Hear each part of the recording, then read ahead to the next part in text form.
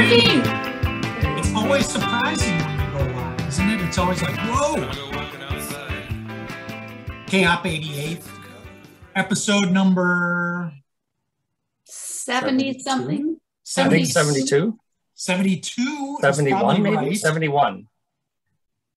I have posted a number of them onto YouTube, and I'm continuing to get caught up. To reset, I'm Jason Joyce, Madison, Wisconsin. With me is Marnie Glickman, Portland, Oregon. And joining us this week is our guest, Lance Stasel from Kingston, Ontario. Kingston, Ontario. This show cracked into being an international show quite a while ago, but I think it's always sort of a thrill when we get someone in from another country. We usually ask people to sum up their life between graduation and today.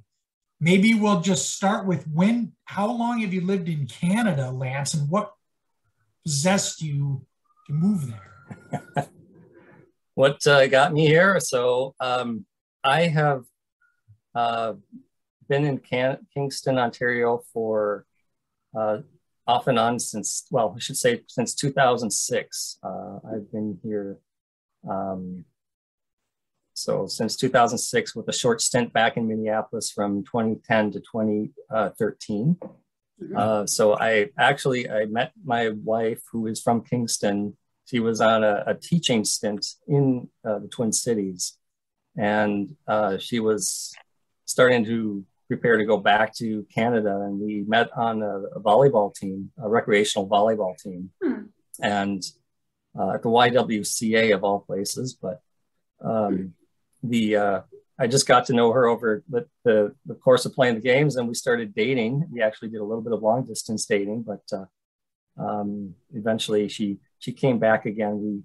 I proposed, and we said, well, it would probably be good to start our lives in her town. There was just some more upside to being there for starting a family, because we weren't getting any younger. So I packed up, sold the house, and sold all my stuff and moved to Canada. So yeah, Wow. Fantastic. I mean, so a side note, because I deal with millennials a lot. Recreational volleyball is how we used to meet men and women before the internet came along. They're like, well, how did you meet your wife? I'm like, well, I don't know, around town doing stuff. Right. But so what do you do in Kingston, and what is Kingston known for? Is there like something Kingston is famous for?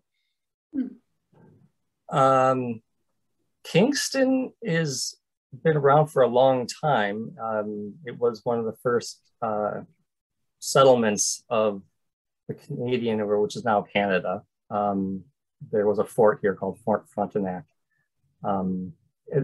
Kingston turned into actually being one of the first capitals of Canada.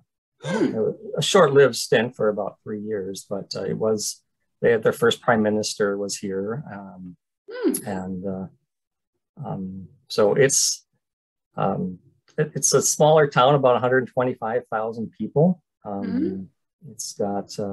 It's a university town, which I work at the university, Queen's University. It's known for things like, Brian Adams was born here. Nice. Avril Lavigne was from a town next door.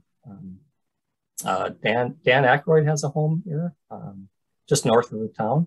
So he's been seen from time to time, and I've run into people who have run into Dan, and so hoping I'll get an encounter. So yeah, Canadian celebrities come from Kingston. Who knew? And I don't know if you've heard of the Tragically Hip.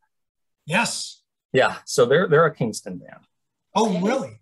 Yeah. And they're like, I don't think it's out there to say the Tragically Hip is like the biggest band in Canada, right? They're huge up there. No, I mean, they're pretty popular. I mean, I think we didn't see them as much as in the States, but they seem to have a lot of notoriety here, though. Yeah. Kids, dogs, pets. So yeah, I have two girls, ages 10 and almost 14, and a cat and a hamster. So I'm between me and the hamster, we're kind of outnumbered, but yeah, it's enough to keep me going.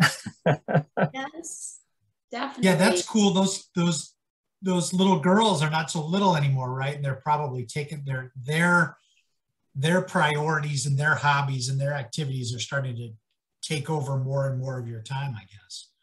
Yeah, they do keep busy with piano lessons, the Girl Guides. My older one is now in high school. Like I mean, even though she's still actually 13, she'll be 14 in about a week. But she started her ninth grade, and she's getting busy into music. She's taking up the bass guitar. She's really interested in the arts. So we're trying to, encourage her to, enjoy her passions with that. So the younger one, still trying to figure out stuff. Her main interest right now is Roblox. So it's just an online game with little server rooms where they join in. They can actually play with other people, and they trade things. So it's kind of a benign game, but it really just seems to draw in my younger daughter. Her attention just seems to just zero in on that completely. So who plays that keyboard behind you? So the keyboard is kind of a shared instrument for the whole family. And so if we ever feel like coming down and play, we do have another piano in the house. But this is part of our music room. And so my hobby is the drum set, and I still play that, which I picked up in high school, but I still play it to this day. I do enjoy it. Is it there? Can we see it? Sure. Yeah, it's in here. It's just, it's an electronic set, so it allows me to play whenever I want, and no one really complains about the sound. That's so cool. Yeah, I have a lot of fun with it. I can plug in whatever music I want and listen to it and play along. And what music do you listen to? And what music do you like to play with now? Well, it's a variety of music, actually. It's music from the 80s, 90s today. Probably some people know that I'm a big Rush fan, so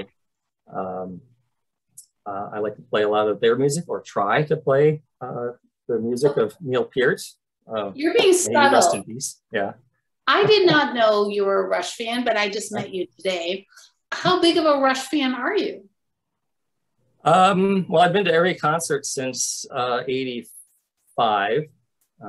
So pretty much have every album and every video they produced. So I wouldn't say I'm, a fanatic, like I wouldn't see hundreds of concerts, but I always appreciated their artistic abilities. That's a high aspiration to play drums along with Rush. Yeah. But yeah, pretty cool. Rush was definitely a band that hit. I feel like there were several guys that I knew in high school who were big fans of theirs. And I think that was sort of their sweet spot, right? Like in the late 80s, there was. Yes.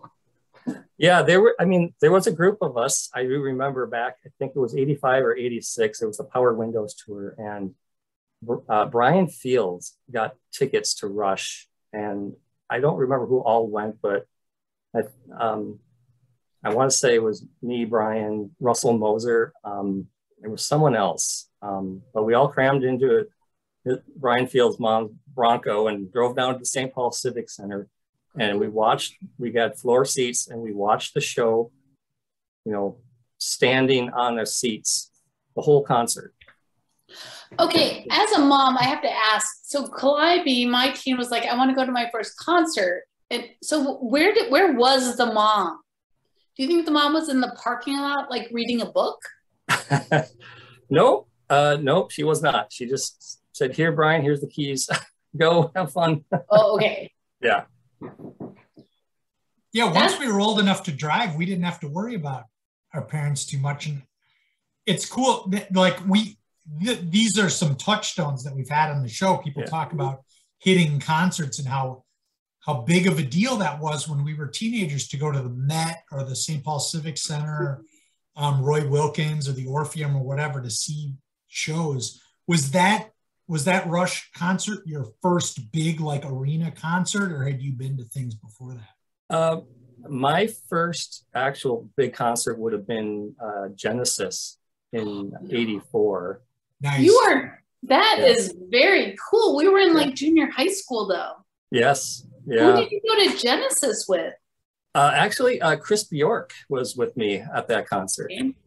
Yeah, I mean, I had my sister and her boyfriend had tickets, and we all went together. Cool. But that was, it was loud. I couldn't believe it.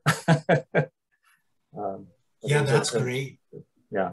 So you hit right into that sort of prog rock scene there with Genesis and Rush. And you know, my wife, you know, one of the things I really, when I met her, that we hit it off as we were talking about she being a Rush fan. And you know, a lot of people say, but it's kind of rare to see, you know, female Rush fans. So indeed, yeah. Well, okay, so that is really cool, Lance. So we have some people here. Todd Finn is writes, just saying hi from Texas. Troy Finn, trying to watch from Hopkins, but there's some sports thing going on. Okay. Not his words, mine. Chad Alt has a question for you. Lance, have you had the opportunity to see the Northern Pikes in concert? I have heard of them, but no, I have not. Okay. No. Just checking. What was your, was that Rush concert the best concert that you went to when we were in high school growing up, or did you see something even better? Well, I think they always put on a good show. They've never really disappointed me. I thought I got to see Van Halen later on, after, I think in the 2000s. And I thought that was a pretty amazing show. But I haven't, I can't say I've seen anything that super stands out. I think, well, actually, you know what? I take it back. Pink Floyd. I saw Pink Floyd at the Metrodome in '88. And that to me was an incredible concert. Yeah.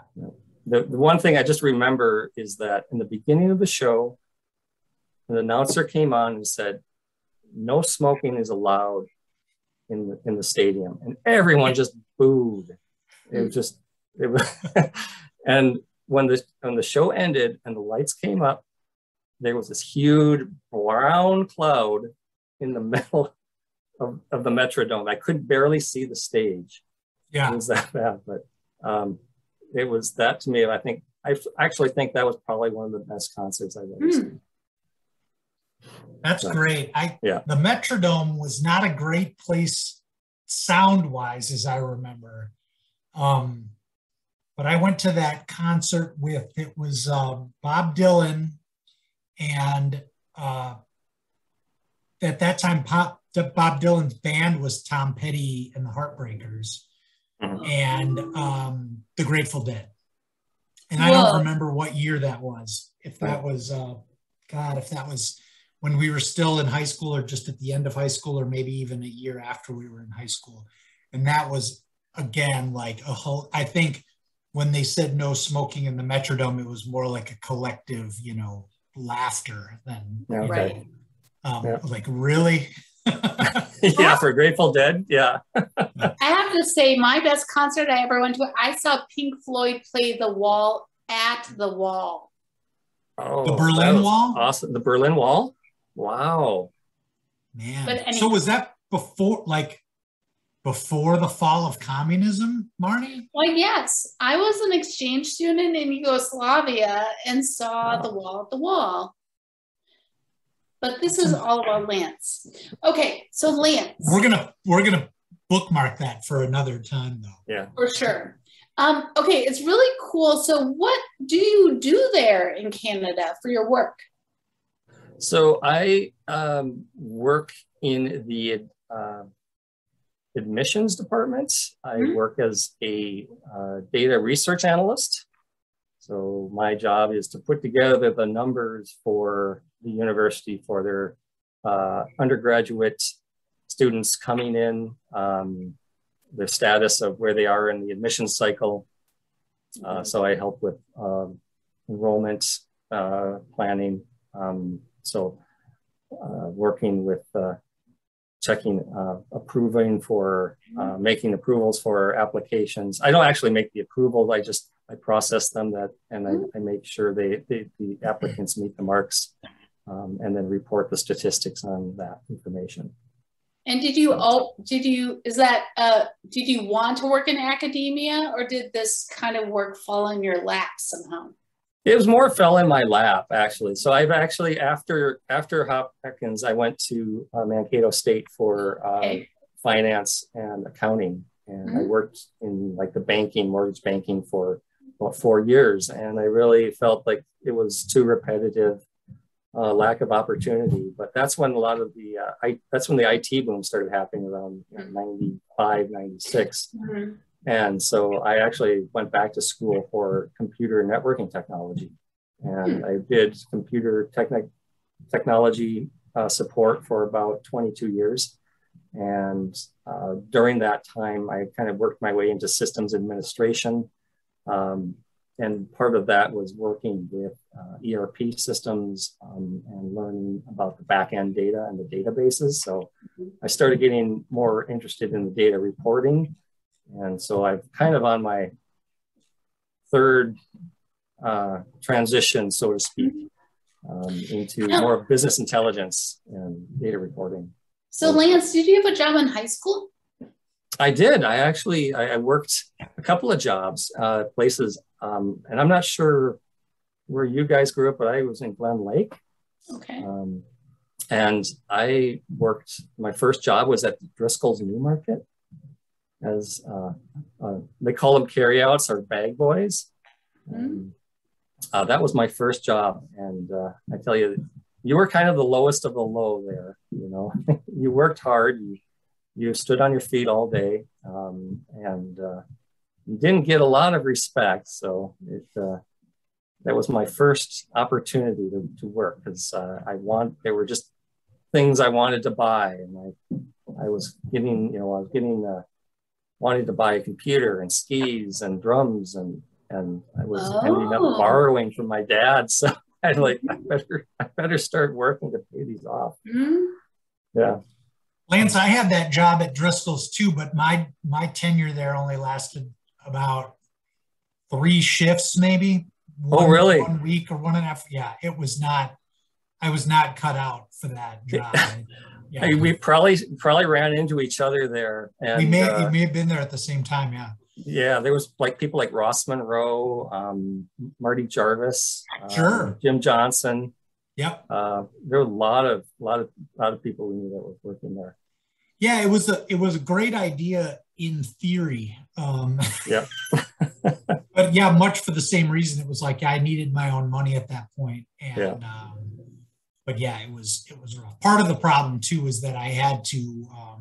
Well, you and I went to Gatewood together, so we lived in that part of the area, and I had to walk to work, and that was not cool with me either. So after having not a great time at work, I had to walk back home. Yeah. Yeah.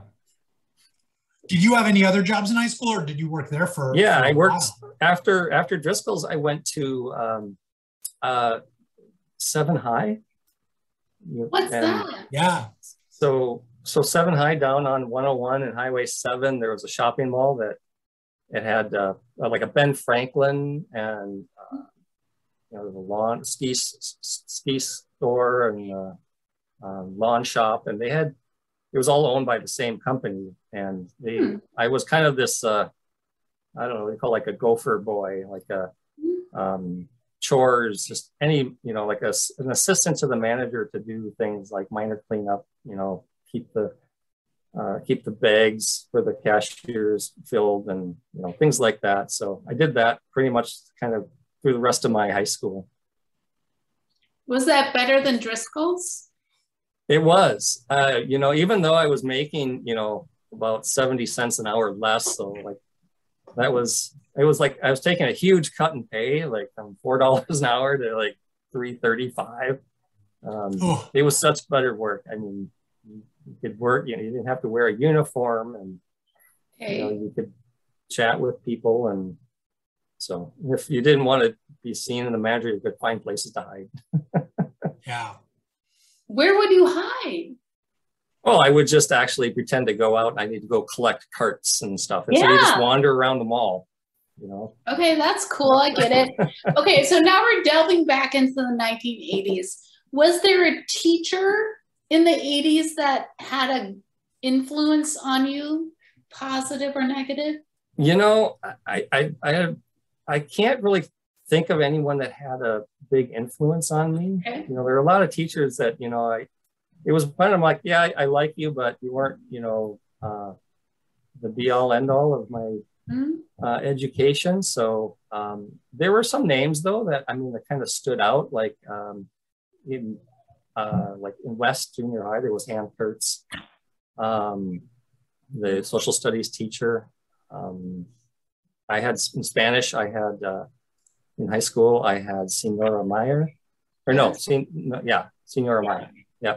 And I like her. She was nice. Yeah, other than that, I can't remember. The one thing I found interesting is having older siblings that go to these schools. I would look at the yearbooks and I would see pictures of the staff, the faculty and staff, and I would see their pictures, and a lot of them, they wouldn't smile. And I would think to myself, oh, I don't know, if I get into high school, I hope I don't have them. They look mean. So, and then when I get into high school, they're there, and I'm like, uh-oh. And they turn out to be really nice people. So. That's interesting. Yep.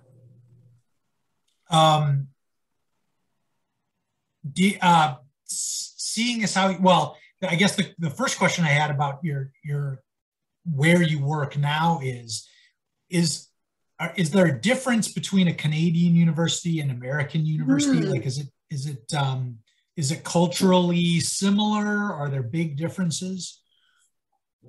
No, really. It's in terms of the university, of course, academically, I think it's very similar. You know, maybe the program names are different. You know, like business would be they wouldn't call it like a business degree. It's like commerce here. Okay.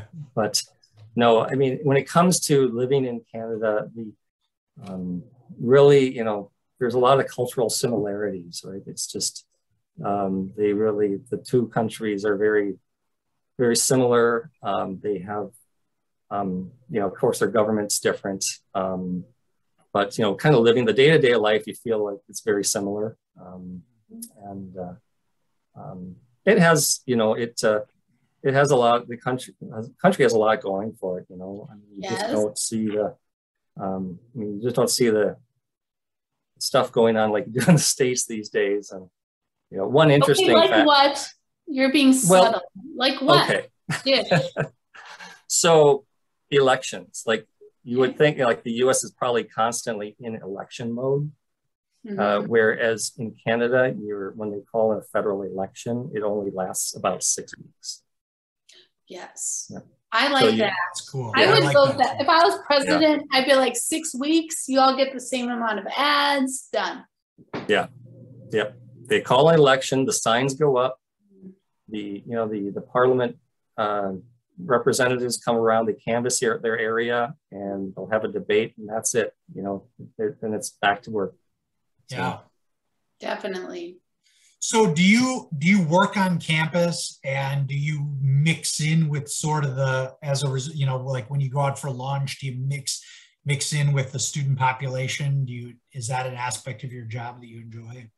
It is not. I'm more just back room administration. Okay. Yeah, I mean, I'll walk across through the campus for like if I want to go to a restaurant. So I'll get a coffee. So. I also live in Madison, Wisconsin is a college town as well, although it's grown beyond just being a college town.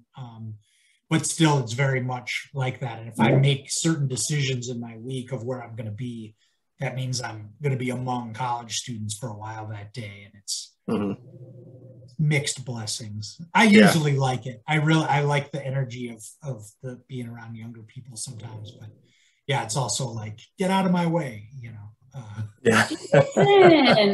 my goodness. Okay, Lance, there's a few more people here to say hello. Amy Pappas Lucier says, hey, Lance. Hi, Amy.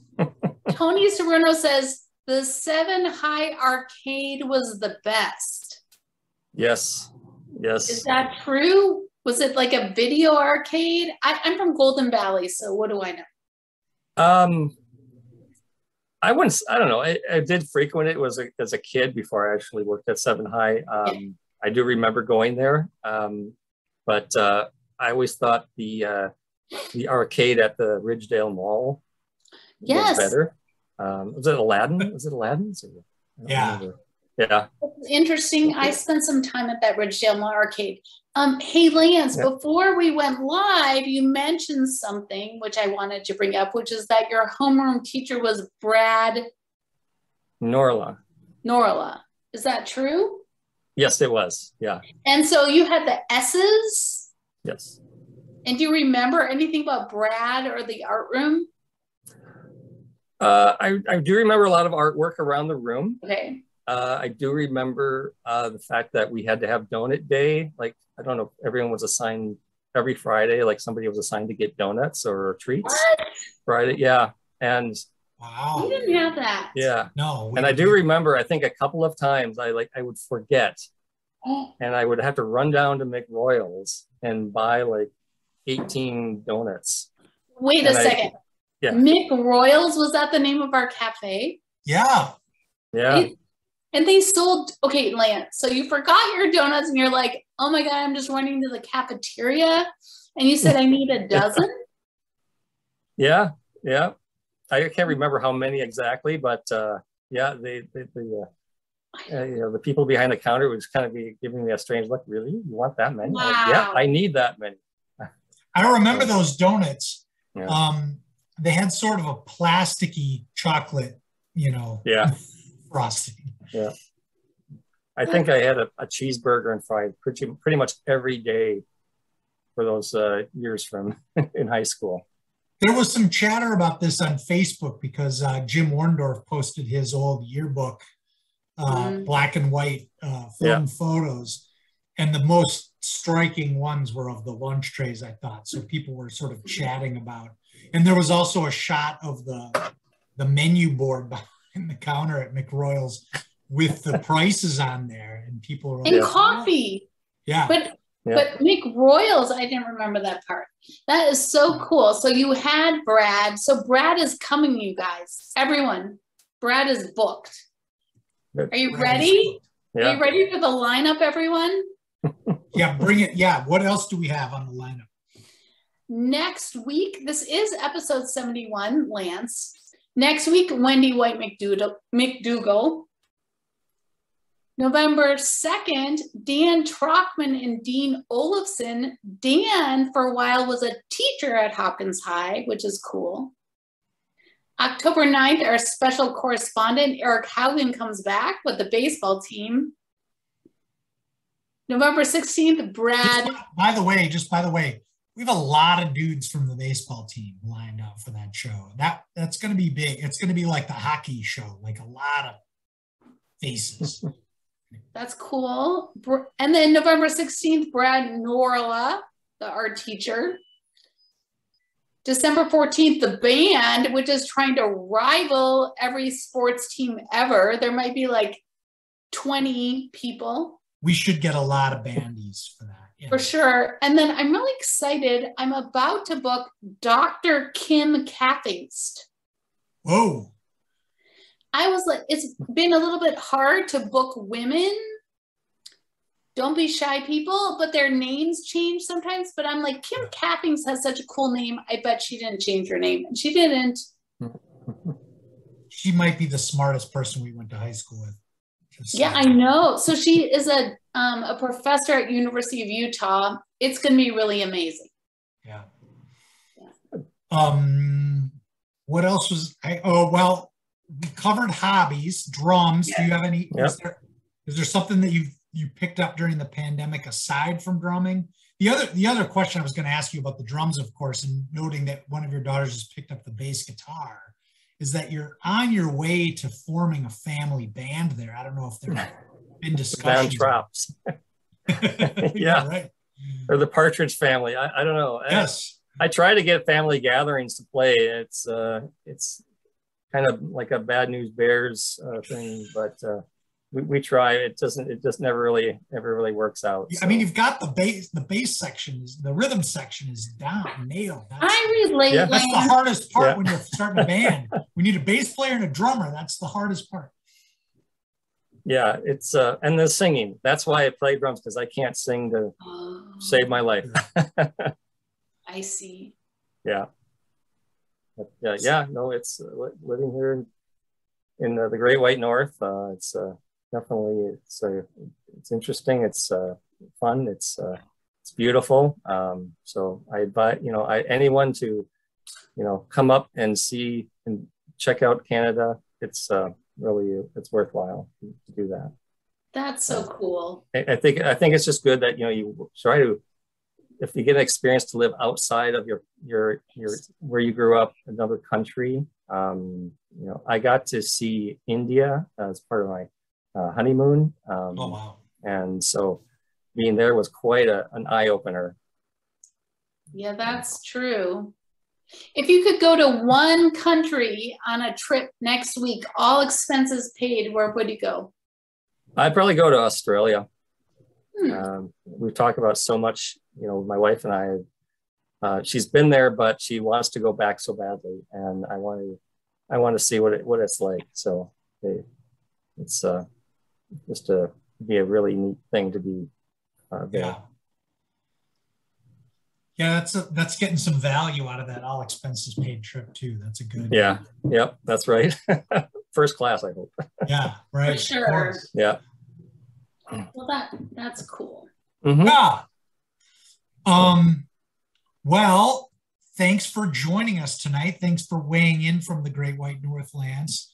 Great to hear you're doing well up there. And Marnie, thank you for lining up all these great guests we have coming up. You're welcome. Women, watch out. I was thinking we should have like a women's happy hour, but everyone's not hiding.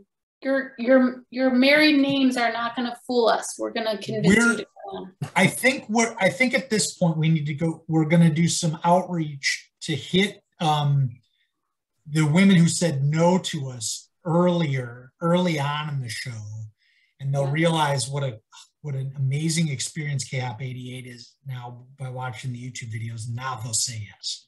For sure. No worries. Lance, I really appreciated hearing from you. Thank you for being on this documentary adventure with Jason and me and the rest of our classmates. And it's episode 71. Amazing. Yeah, well, thank you for having me. I really appreciate what you guys are doing. I think I hope we keep it up and get more people to participate. So everyone try to spread the word. So right. All right, everybody. So, see you next week. Good night. Thanks.